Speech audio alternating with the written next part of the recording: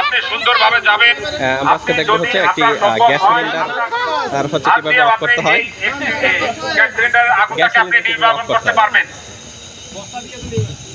তো এখানে হচ্ছে ফায়ার এক্সটিংগুইশার যাচ্ছে, আঙ্গুল দিয়ে হচ্ছে ধরলে আঙ্গুল দিয়ে ধরতে হবে। আপনার হাতের কাছে যা থাকবে সেটা দিয়ে আপনি নির্বাপন করার চেষ্টা করবেন। যদি বস্তা থাকে, খাতা থাকে, মোটা কোনো কম্বল থাকে, আপনি মিলিয়ে ঢেকে দিবেন। ঢেকে দিলে কি হবে? গ্যাসের সরবরাহ বন্ধ হয়ে যাবে, আগুনটা নিভে যাবে। এরপরে আমরা কি করব? আমরা যদি হাতের কাছে কোনো বস্তা থাকে বা ব্ল্যাঙ্কেট থাকে, খাতা থাকে, আমরা ভিজায় আমরা যদি ঢেকে দিতে পারি তাহলে কি হবে? আগুনটা নিভে যাবে।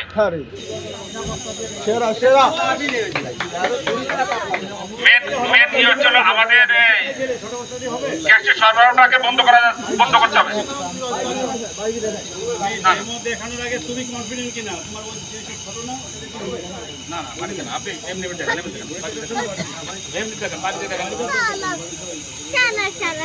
দেখেন সমস্যা কি, তাহলে আমরা সুন্দরভাবে আমরা এটাকে নির্বাপন করতে পারবো। বাড়ি জুড়ে আরেকটু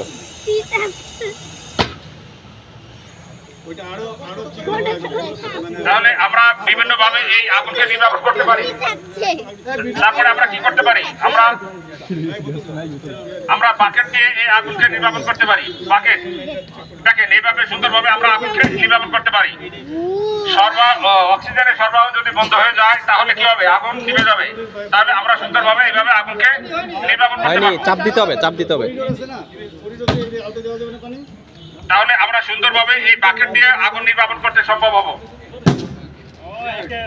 সুন্দর। তাহলে আমাদেরকে মনে রাখতে হবে, গ্যাসের সরবরাহটা বন্ধ করতে পারলে